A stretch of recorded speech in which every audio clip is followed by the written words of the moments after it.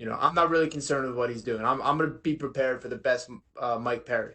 Uh, but if I'm really thinking about it, I think he's been regressing, and I think he's been regressing. So I think I know I'm getting a lot better, and I think he's on a downward slide. So, but I've been training hard. I'm peaking, and I'm ready for the best Mike Perry there's ever been.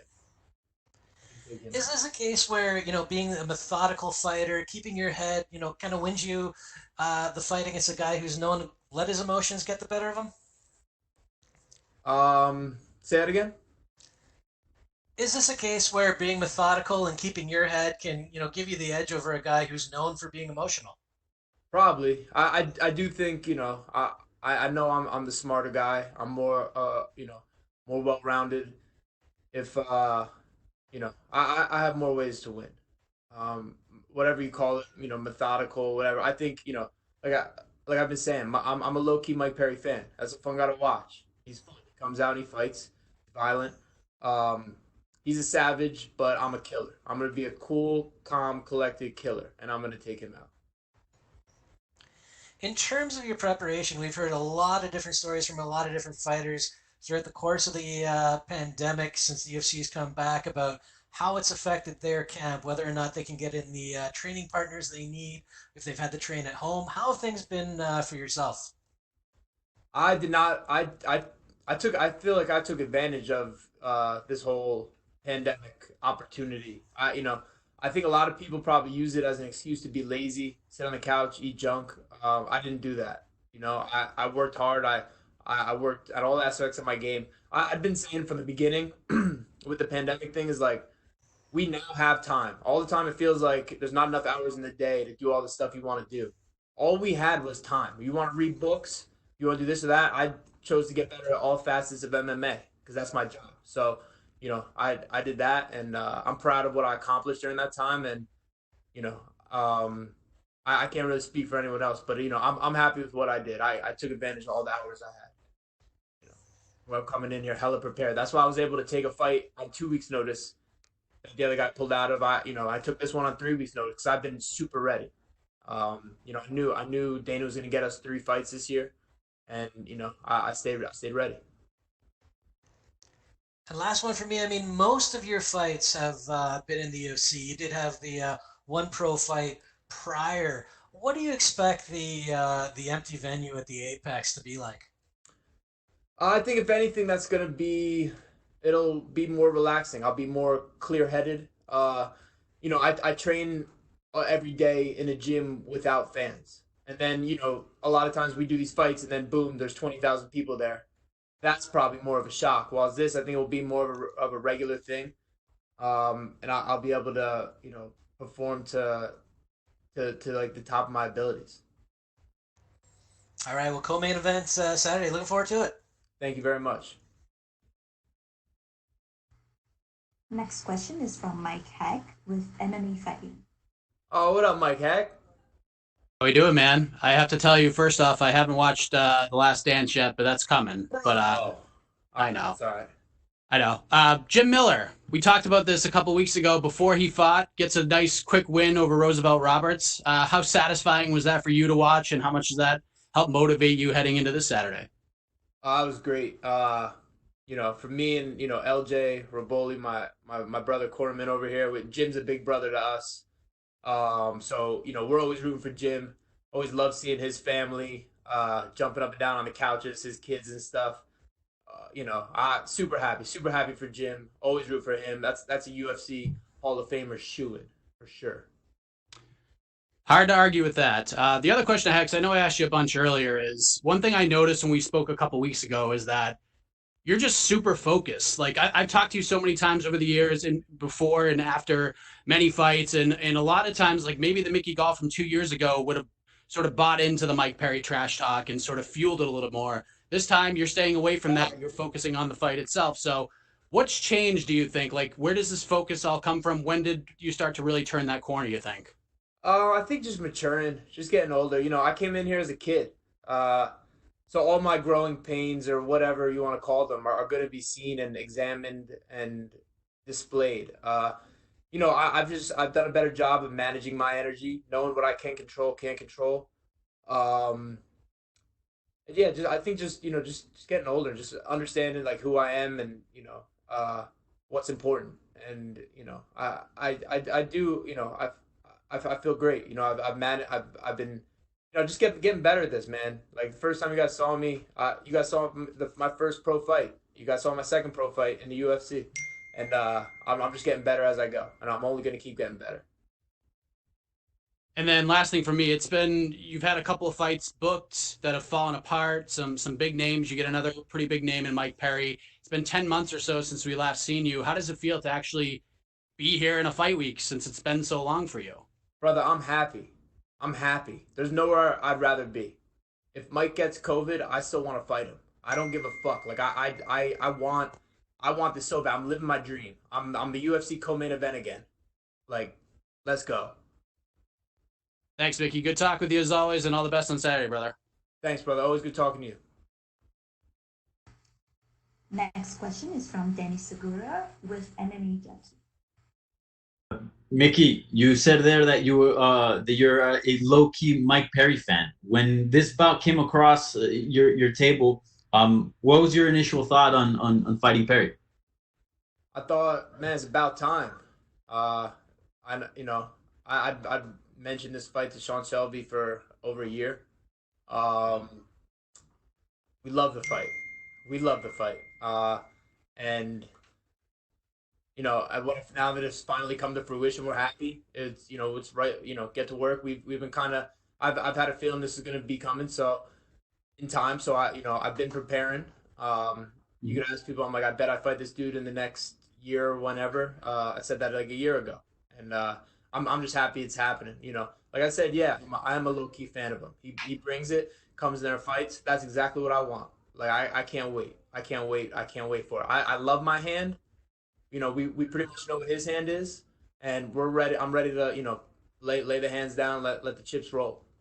Yeah, and I guess why have you been asking for this match for such a long time? Is there something specifically that you see in it that attracts you more than other matchups? Yeah, yeah. I mean, there's a lot. There's a lot. In his game, and also just what I like what the kid brings to the table. I like. He's a fun, violent dude. It's gonna be a fun fight, and I want to put my kill shit up against his kill shit, and I'm very confident that I come out on top. Yeah. And Mike Perry, when he first came in the UFC, he was regarded as a very exciting prospect. And you mentioned there you feel like he's been regressing. Um, I guess when did you start to get that feeling that he's regressing, and what have you seen in his game that you feel like he's sort of taken a step back? In my film study, you could see that. I don't know. I think Mike's probably like probably a little bit of an insecure dude. Probably probably had a little bit of tough life coming up, and I don't know if he's handling everything super well right now. But again, who knows? I don't even want to speculate too much because it doesn't matter. It doesn't matter. I know what hand I got. I know what I'm bringing to the table, and I'm super super confident. Yeah. And then as far as like the from a technical standpoint, he's sort of been a guy that's kind of been hard to submit in the UFC. The only guy that did that, Donald Cerrone, I believe. Did you look any specifics from that fight that you take into this one? Um, sure. Yeah, a little bit. Um, yeah, like I said, I think Mike's, he's a savage. Yeah, but I'm a killer. He's gonna come in there doing his thing, and I'm be doing my thing. Yeah. And lastly, I've spoken to you a couple of times, before. You've mentioned how you're basically growing up before our eyes in the UFC as a fighter. So I'm curious, where is Mickey Gall? Like, what kind of I Best I ever been. hmm Best I ever been. I in so many ways, just just navigating life, just understanding things, learning more everywhere. I'm the best version of myself, and I plan on continuing to evolve and becoming better and better versions of myself. I'm happy. I'm happy. I'm excited. I got a lot of gratitude, a lot of excitement. I'm ready to do my thing. I'm happy to be here for real. I wouldn't want to be anywhere else. Thanks for your time. Looking forward to the fight, man. Thank you. Our last question is from Augusto Hermanias Gay from Somos MMA. Good. How about yourself? Thank you. I want to know, as a colleague has said, you had a few fights booked that did not happen for different reasons. How have you deal with that? Did that frustrate you at some point? Um, yeah, yeah, for sure. For like, for like a day or 10 minutes or whatever, sure it's a little frustrating, but it's not that's the nature of the sport. This isn't checkers. People are training hard. They're gonna get hurt. Fights are gonna fall apart. And it sucks. You get your hopes up and maybe it's a little letdown, but I didn't let that, I haven't let that affect me. I've been really good at just managing my energy, controlling what I can control, and knowing myself. And we had a great camp for the Carlos Condit fight. I was camping since August. We thought we were fighting Carlos Condit since August. I fought August 3rd. Around the 20th or the 25th of August. Sean Shelby told me we were going to do a Carlos Condit fight.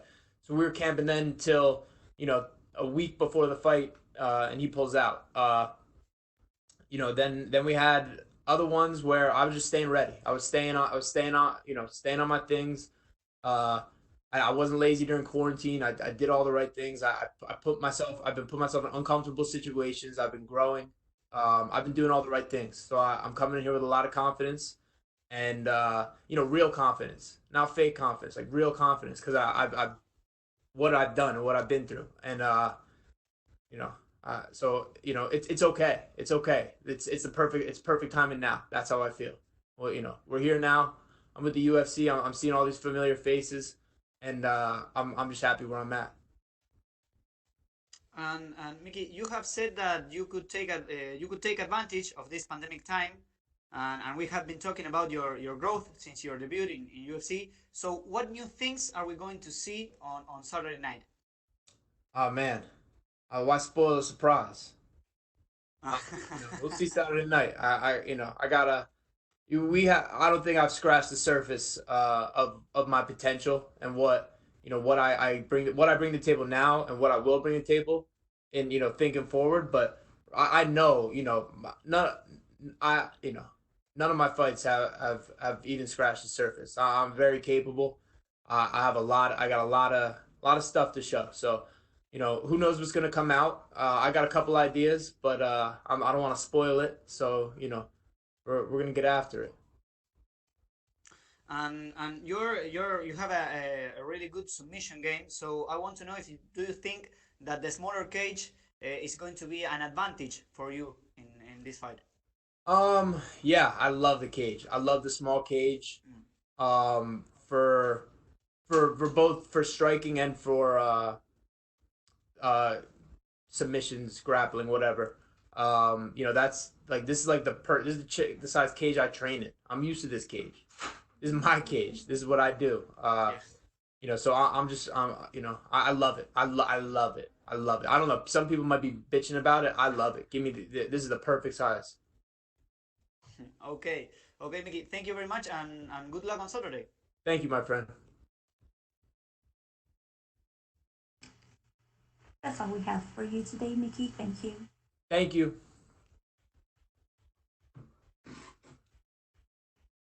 Thank you, bro. Up next, we will be joined by UFC middleweight Kyle Dawkins. Please use the hand icon if you wish to ask any questions, and don't forget to take down your hand once you're done. He's right over there. Yeah. Cool. Thank you again.